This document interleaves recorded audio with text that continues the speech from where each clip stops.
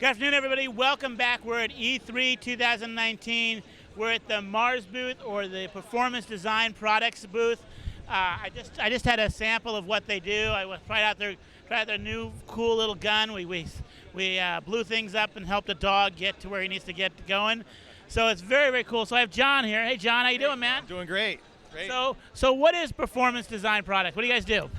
Performance Design Products is a video game peripheral company. We've been in business for over 16 plus years. We make video game controllers. We make video game headsets, chargers, a number of different peripherals for the Nintendo Switch. We have licenses with companies like PlayStation, Xbox, Nintendo, and Switch, and others. We work with a lot of developers as well, but yeah, that's our business. Controllers, headsets, charging products. And that gun I had, this one here, is a pretty cool little piece. I love this thing. It's very cool, very accurate, very quick.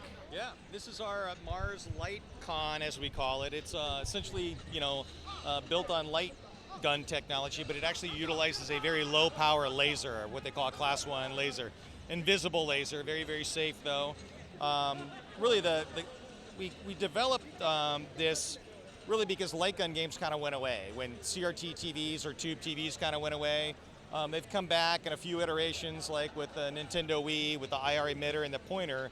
But really, nothing really kind of matched, what you used to have with the old light guns, the accuracy. Right, yeah, I remember those. Yeah. So, I mean, our developers, and really all of us, at PDP are all like gamers at heart. So. This particular team did all the work for Disney Infinity as well as Lego Dimension, and this is about 2+ years in development. We really perfected the gun technology and the camera, the IR camera, which is essentially the reader for the screen. The gun talks wirelessly to the camera. You could play up to 4 players, and then we started developing the games after that to really prove the technology. You said you played Cuban's Quest. The Cuban Quest. Family game, you're protecting Cuban as he runs. You can jump with the back button, but there's an action button in the front of the gun, the back of the gun, and of course, the trigger for firing. Yeah. Great. Well, that's really cool. So you make all these products, peripherals. What's the future? What's the future in e-gaming? In gaming, a lot of people are, talking about, VR and gaming and 3D, and I think that's.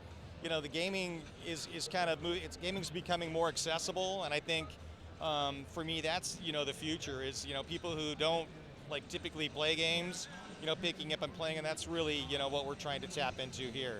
At these trade shows we've done a number throughout the last 12 months.